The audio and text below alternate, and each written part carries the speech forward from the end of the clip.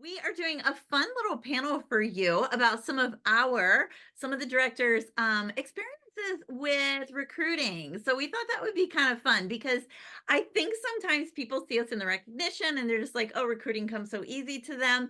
And so we want to share with you some of our experiences over the years when it comes to recruiting. So I'm going to bring Jenny on here, and Jenny is actually going to be our MC, and she is going to be asking the panel of directors some fun questions. So this is the real lives of recruiting champions. All right, so on our panel, we have, I'm looking for everybody. Wave your hands around if you know who I'm looking for. All right, we I'm have here. Bonnie. Bonnie is here. We have I saw her. Where did she go? There she is, Pat. We got Pat. I'm bringing you on, Pat. All right, add to the spotlight. And we also have my gallery, Manel. I see Manel. There we go. Add to the spotlight. Who am I missing? Am I missing? Okay. All right. Awesome. Okay, so take it away, Jenny. This is going to be fun because I get to ask whoever I want to, whenever I want to. So pay attention, guys. All right. Our first question is, why did you start recruiting? Um, Manel, you had 5 recruits. Why did you start recruiting? Awesome. So originally I started recruiting because I didn't have a clue. I didn't know what I was doing, but I continued to recruit to continue to build my team and to continue to build leaders and all that. But in the beginning, I had no clue, guys. I had no clue. This was like, I do it on purpose now, but back then it was all an accident. Sometimes you just meet people and, so that's pretty much how it went in the beginning. And for a long time, I had no clue what I was doing until I thought, oh my gosh, you can make more money. You can do all this extra stuff. Maybe I should take this a little bit more serious.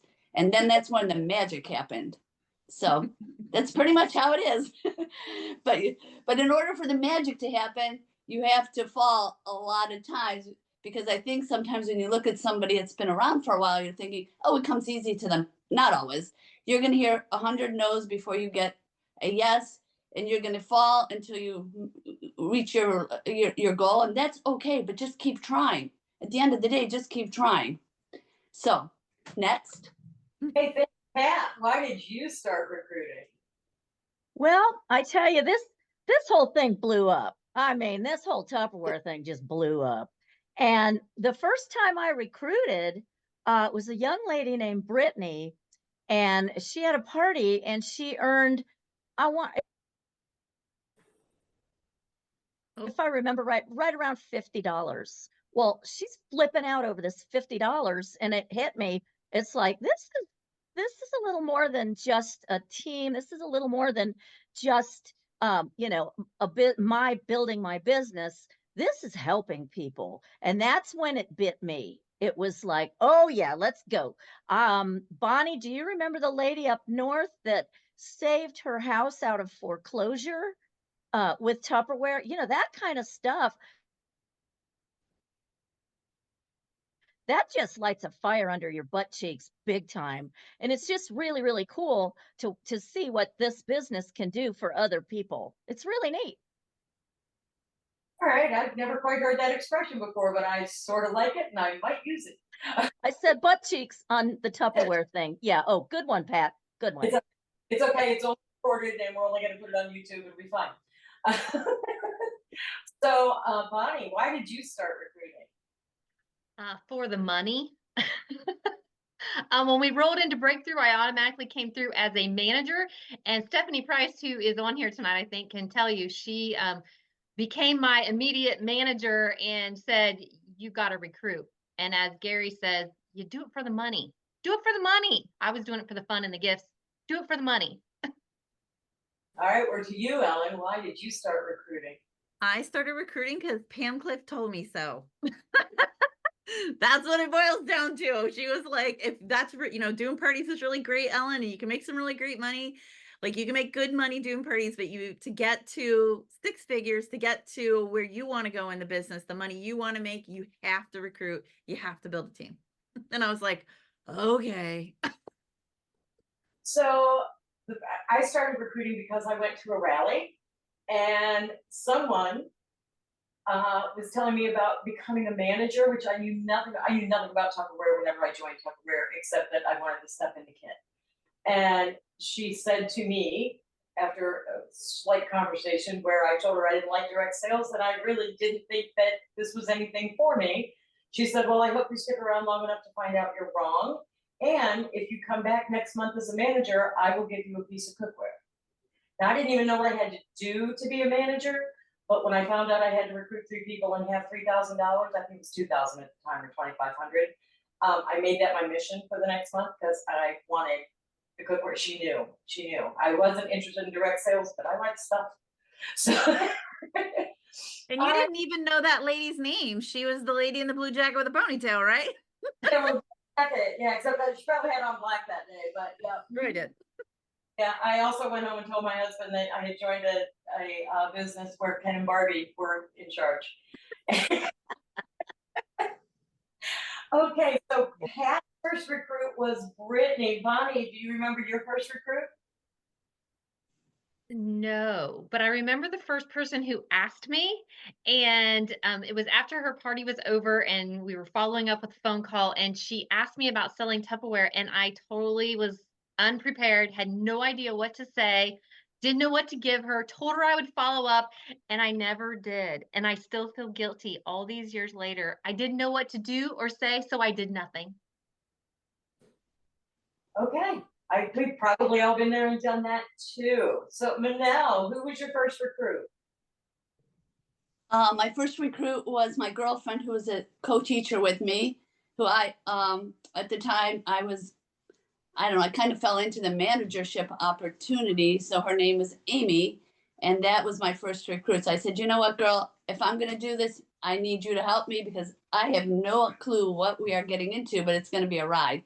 And so that was my first recruit, and I will be thankful for her because she really pushed me. She told me, like, you can do it. She had sold Tupperware years prior, and she had a little bit of experience, so that was good for me because I had no clue what I was getting into, and some days still faking it till you make it. so that was fun. Ellen, who did Pam tell you to recruit? Pam helped me recruiters, my friend Deneen, and Pam knew her from working shows and things like that. She sold beauty control and beauty control closed. And so then she signed on with Tupperware and never did anything and actually ghosted me, which I was like, she was my friend. And I was like, what? It was the weirdest thing. And the next thing I know, she was selling purses that she had to like go to a warehouse and load up the back of her car. I was like, girl, that's so much work. I was like, you're crazy. We talk now, but yeah, she totally ghosted me. I was like, oh, great. That was awesome. Fun. So my first recruit, we're going back to that cookware now. My first recruit was a friend that was on what we lovingly refer to as our dirt list, which is people that would help you if you were selling dirt, right? And she was a friend of mine. I knew if I asked her and I explained to her that I was going to get this cookware and I would fix her something to eat if I got the cookware.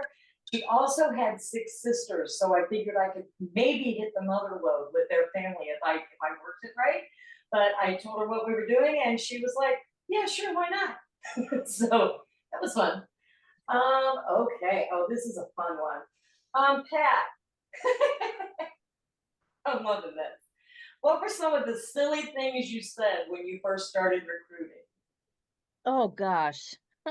Well, it'd probably be easier if I just told you what were some of the more serious things that I said, because, recruiting is fun. If it's not fun, then, why bother? If it's not fun, if it doesn't enhance your team, if it doesn't help you and others, why bother? So you're gonna say silly things. You're gonna say weird stuff. You're gonna say things wrong. You're going to screw up. I always tell my team, and Bonnie, I know you know this, if you don't screw up at a Tupperware party at least once, you're not doing it right. So, so I said some pretty weird things. I did the bribes. I'm pretty sure that's how Brittany, my first one, I think I bribed her. Um, I don't know. I just kind of wing it when I do things, and I can't remember any really any serious things that I've said. All right then. Recruiting, sorry. Manal, say anything silly whenever you were recruiting, Manal? I'm sure I did. I just don't remember anything really silly. I do know in the beginning, I was so nervous to talk about the business. I was just like, not that I didn't see, I just didn't think people could really make money until I myself made money in the business. And then I felt I could share it from my heart more and it would be more sincere. So it took me a little while to get that. So it wasn't really silly. I just didn't have as much passion as I do today because now I know what it can do for you. So that's pretty much it. Things change, as you have the experience, but like I told you, I fell down a lot of times before I got there and continue to. So, okay. Bonnie, what did you say that was silly? Do you want to steal Tupperware? Do you want to do it with me? Oh, sure. Have you? Oh, that sounded bad. Do you remember pouncing on people? Oh, Okay, that made it worse. You know when someone walks into your booth and you are just over the top excited, you're like, and you just dive right in and you don't even think before you speak. See, I did it tonight. You just say stupid stuff. It's okay. Next. So, that's part of me have butt cheeks on fire and you want to do it. I am loving this. Ellen. I I'm with Bonnie. I definitely did some like verbal vomiting on people in the beginning, and it was just like I just like told them so much because I was like so excited. And then I'd see their eyes kind of glaze over, and I'm like, I would talk them into the business and I'd talk them right back out. And I was like, shoot. But I would say, and I can't believe I'm gonna admit this. So I would say one of the weirdest things that I did, and as I was driving home, I was like, what was this? I was at a party and there was this woman and she kept asking me these questions. And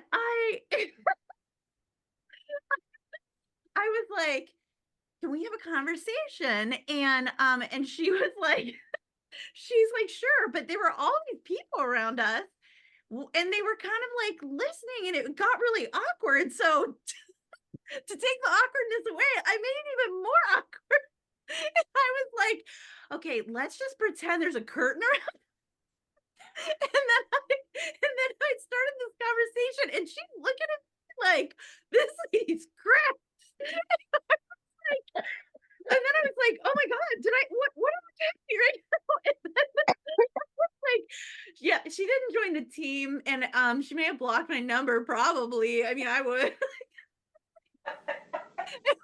So weird. I'm sitting here, like, after asking this question, I'm like, I didn't say anything silly. I did some verbal vomiting, but not really silly. And I was like, oh, the shower curtain thing. I was like, oh shit.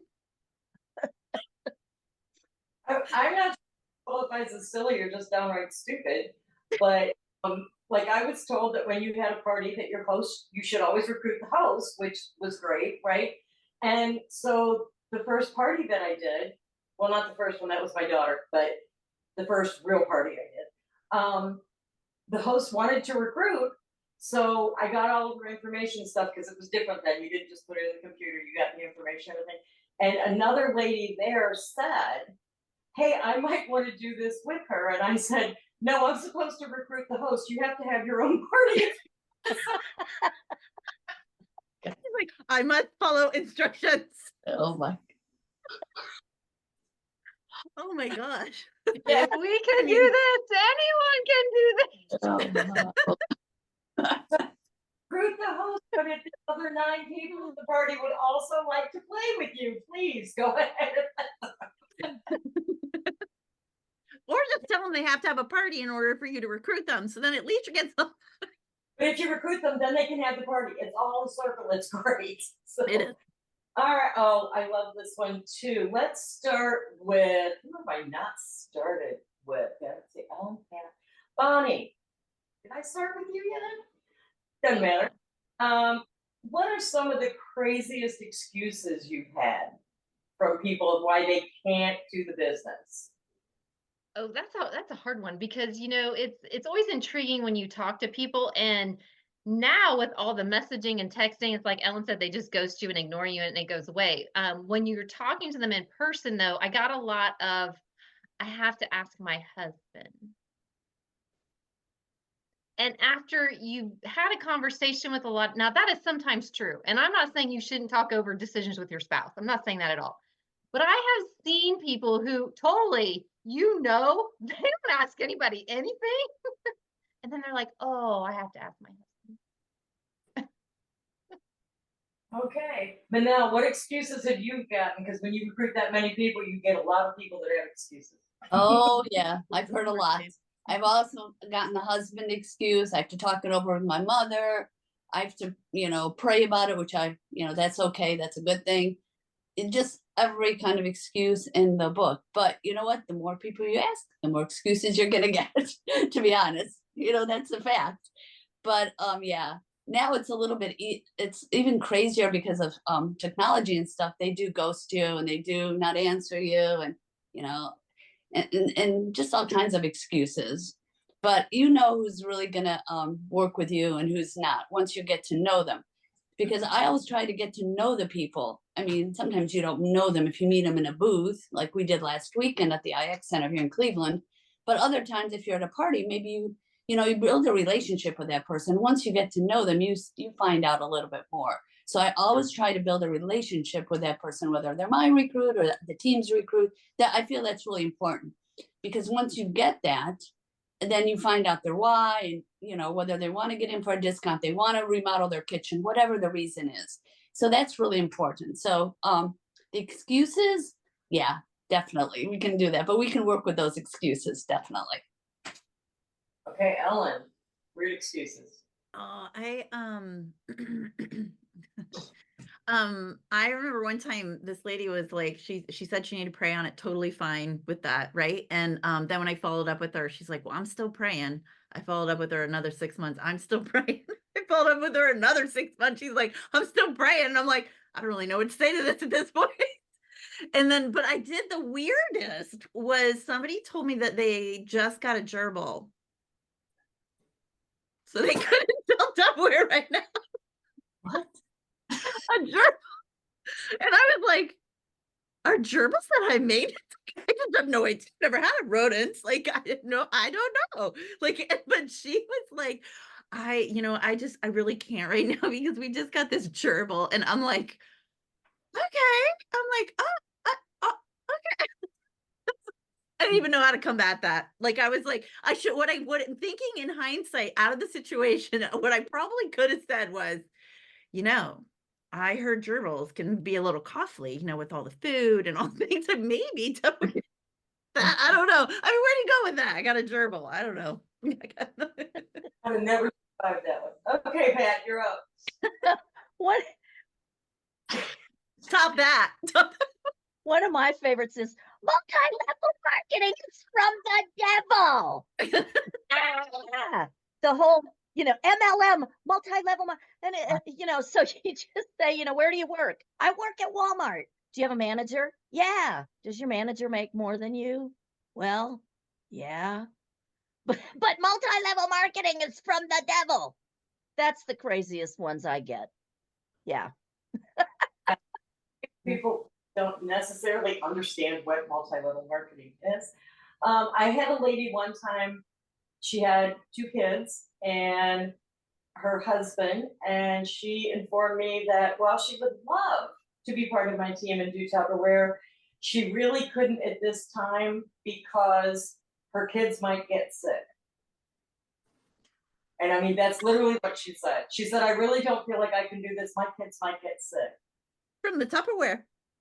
No, just they might get sick. Like she might have to be able to be involved because her children might get sick.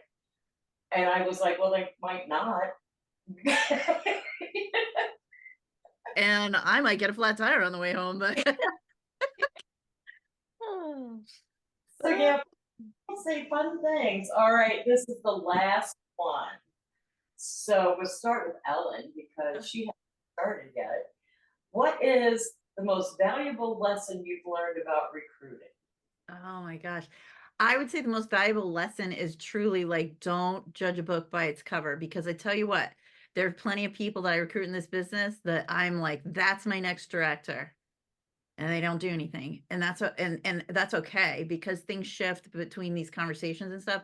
But then there are times I recruit somebody and I never think, oh, this isn't going to go anywhere. But but I truly like, I recruit somebody, I have no idea. I don't really know them that well. Sometimes maybe they just signed up on my website, right? I have no idea. And they become somebody I'm like super close with. Like we formed this like great relationship that we still have, and it's just like, I think that's the coolest thing about recruiting. And I remember in my first year in the business, I was so excited and I was so on fire. The fact that I could come into this business and make something from nothing. Like I had nothing. I didn't have a team. I didn't have customers. I didn't have any of that stuff. I was starting from scratch. And I could come in and I could make this level of money. I mean, I was making a couple $1,000s a month pretty quickly. And I was like, what in the world? I was like, everybody needs to know about this. And I was like ignorance on fire. I would like, I just said stuff and I was just like, I don't know, we'll figure it out. Let's go. I don't know, and it just like, and I think the coolest thing is just those people that you meet along the way. And it just like, it's just amazing. I remember thinking, I would meet somebody and I would have that instant click with them. And I'm like, oh, I want them on my team so bad, because that's the deepest connection I can have with somebody outside of a family member. That's the deepest connection, because people, when they're working together towards a common goal, that is like a huge game changing connection and relationship that you have when you're working together with somebody towards a common goal. And I just think it's the coolest thing. So that is definitely something that I've learned through recruiting. Okay, Manal. One of the biggest things I've learned over the years is not to is to listen better, and to just listen to them, because sometimes you can throw up Tupperware on them. You can give too much information and that can scare people. So you just need to listen and then to answer. Your job is to give the information and then let them make the educated decision. Whether it's a party or whatever we do in this business, and especially comes true with recruiting, you give the facts and let them decide. And the other thing is, let it be on their time. Maybe you want them today, but it's not the right timing for them. So I've learned that too. And so then the key is to follow up with those people, whenever it is. Because if they come in now and they're not ready, it's not going to help you. Yeah, maybe for a gift or something, but in the long term, you want to build that relationship again, back to that. So those are the really important things, I feel, when you're recruiting, and for whatever your reason is for recruiting. I like to recruit just because I'm passionate about this business, but and I hope you are too. But those are the main two things. Just don't give too much, because that can really scare people. And once you do get them on your team, then you get to know those people and build those solid relationships, like Ellen was saying. Because like she said, you never know who's going to be your next superstar, for sure. Okay, Pat, valuable lesson. Well, the old saying that you join Tupperware for the money and you stay for the people. And I gotta mirror Ellen. It's the people. When I joined Tupperware, I told Bonnie I was only going to do it for 4 months. I was going to go from August to Christmas, and I was going to quit at Christmas. And Christmas time came around, and I had all these friends that I just loved. I mean, loved, new, good, close friends, and there was absolutely no way, no way I could leave them. And that was the lesson that I learned at Christmas time. It was like, I can't leave these people. They're wonderful. Why would I even consider that? So you join for the money, but you stay for the people. Okay, Bonnie. I have to say that one of the biggest lessons that I learned, kind of the hard way, of course, at the party, when you're in person, especially, anytime when you're checking out at the end, right? and you're talking to everyone, and you have at least those 3 questions you're talking to everybody about. Did you have a good time tonight? Have you ever thought of doing something like Tupperware? Were you interested in getting a few friends together to have your own, free Tupperware bash? As I was going through that at a party, there was one lady that I skipped asking if she had ever thought of doing something like Tupperware. Was she interested in joining us? And I didn't ask her that question. And she sat there and she knew that I had asked the people before her and the people after her. And she said, well, why didn't you ask me? Ouch. And it was someone who, sometimes no, no, no, no, no, right? And so you lose a little confidence, or you don't think, oh, she is never going to want to sell Tupperware. I'm not even going to waste my breath, right? So I totally skipped her. And the lesson is, don't skip. Ask everybody. Don't prejudge. You never know. Do not let someone call you out on, well, why didn't you ask me? Okay. I think mine it's like a lot of things, like everybody's put together, it's the people and the listening. And I think it's really important I have learned to realize that not everybody wants to do Tupperware for the same reason I do. And if I don't listen and find out what it is they want to do, we've talked about this before. If I'm all gung ho about a trip and it's somebody that doesn't like to travel, they don't care about the trips. But if it's somebody that wants to stay home with their kids, then that's what we need to talk about, or things like that. If they need the extra money, just to listen to what they want. And that's a good way to recruit too, is to find out what they need first before you start telling them all the things that they might not even care about. They might care about it later, but they might not care about it when you're first talking to them. All right, guys, this has been fun. Thank you so much.